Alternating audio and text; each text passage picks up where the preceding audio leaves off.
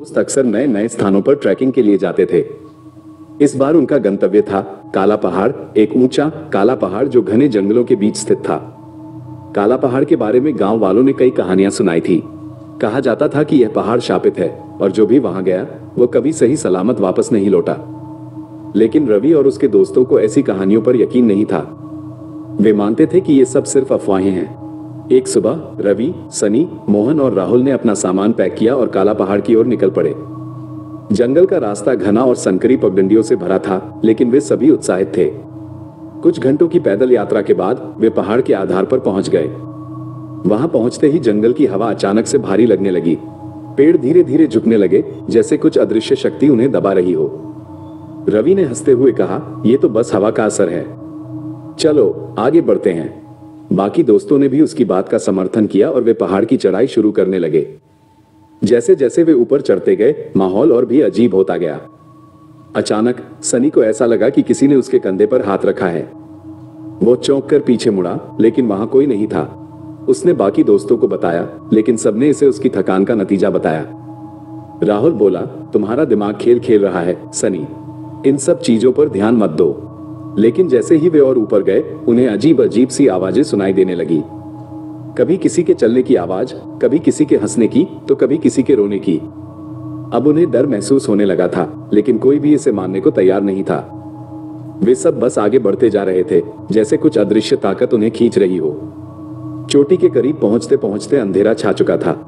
चंद्रमा की हल्की रोशनी में पहाड़ और भी खतरनाक लग रहा था। जब वे चोटी पर पहुंचे तो उन्होंने देखा कि वहां एक पुराना और टूटा हुआ मंदिर है।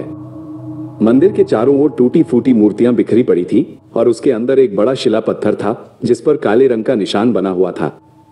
रवि ने पास जाकर शिला को छूने की कोशिश की, तभी एक जोरदार आवाज गूंजी, रुको। सबने चौंक कर देखा, लेकिन वहां कोई नहीं था। आवाज फिर आई, इस शिला को मत छूना, ये शापित है। जिसने भी इसे छुआ उसका जीवन हमेशा के लिए अंधकार में डूब गया। लेकिन रवि ने उस चेतावनी को नजरअंदाज किया और शिला को छू लिया। उसी क्षण तेज हवाएं चलने लगी और आसमान में बादल घिर आए। शिला से एक काली छाया निकलकर रवि के चारों ओर घूमने लगी। उसके शरीर से एक काला धुआं उठने लगा और वह दर्द से चिल्लाने लगा।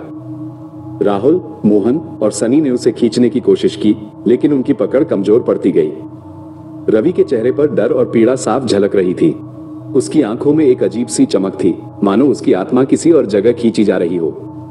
कुछ ही पलों में रवि बेहोश होकर गिर पड़ा। उसकी त्वचा काली पड़ गई थी, जैसे वो जल गया हो। बाकी दोस्तों ने उसे उठाया और तुरंत पहाड़ से नीचे उतरने का फैसला किया। जैसे ही वे नीचे उतरे, रवि को होश आया, लेकिन वह अब पहले जैसा नहीं था। उसकी आंखों में एक अजीब सा खालीपन था और वह लगातार कुछ बड़बड़ा रहा था, वह आ रहा है, वह आ रहा है।